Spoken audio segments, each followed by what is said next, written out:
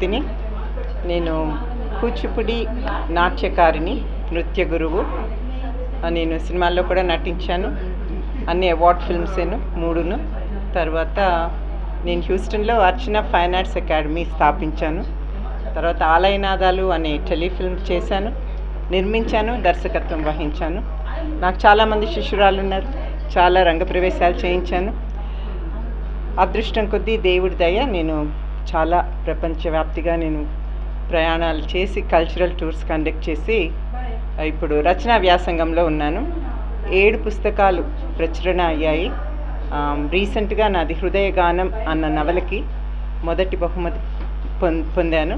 అది సిరికోన జొన్నలగడ్డ వారి నవలా రచన పోటీ. క్లుప్తంగా చెప్పాలంటే అదేనండి. Thank you so much.